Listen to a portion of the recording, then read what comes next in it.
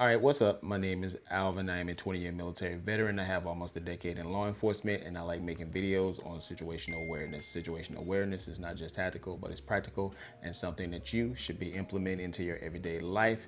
And today we're going to be talking about EDC. But if this is your first time to the channel, consider becoming a member. That way you'll also get to see the videos first, and you'll also get to see some exclusive content as I push that out in the future. But let's get into EDC. And if you're not familiar with this term, that stands for everyday carry. And these are just essential items that you're going to keep with you on a daily basis. Everybody has a different setup from a safety standpoint.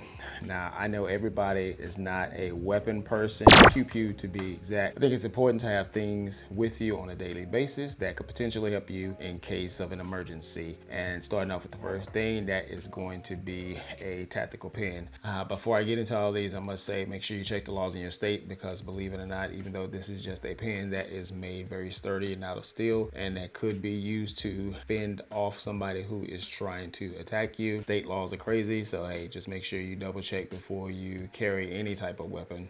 But this is something that's simple to carry. It's a pen, say, especially, you know, you ladies or even gentlemen, if you're leaving somewhere late and you're walking to your car and maybe you gotta walk, just something that you can just easily have in your hand or your pocket, something that's easily accessible to grab it real quick to fend off any would-be attackers. I really like this. It's also, you know, very affordable. I'll have some links down in the description pointing to all this stuff. I bought all this stuff. This is not sponsored. These are things that I actually keep with me on a daily basis, and I find them useful.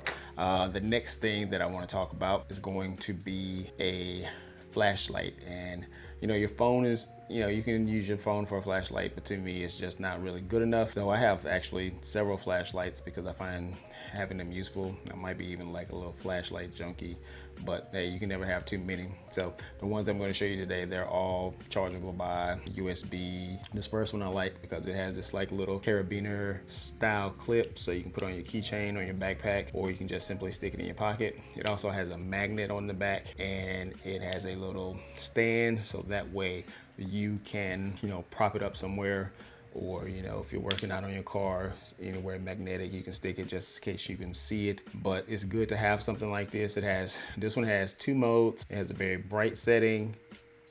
You can lower it down a little bit, and it also has that strobe effect. It's very handy and just something easy that you can keep with you.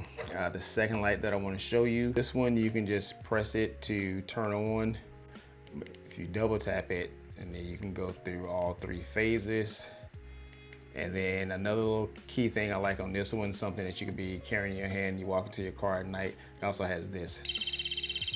So a nice little alarm to draw attention just in case something sketch or up and, you know, could potentially scare someone off, or at least draw attention in your direction just in case. The next thing that I want to share, and this is for you people who carry backpacks, or maybe you carry a briefcase, or whatever the case may be, or in this unfortunate time that we live in, something that you can buy for your children. And it's sad that we have to have things like this, but I personally like to keep a ballistic panel in my backpack, because that way if I'm out and about, or if I'm traveling, or whatever the case may be, you know, and you can't have a weapon, or maybe you don't carry a weapon, at least you got a little form of protection. This is going to stop like most of your handgun rounds or whatnot. It takes a lot of armor to stop a rifle, but at least, you know, you got some minimum protection here, which is better than nothing. Slide this in the back of your backpack. It doesn't take up a lot of room, and it's just real easy to carry. And you know, most backpacks have the little handle at the top, so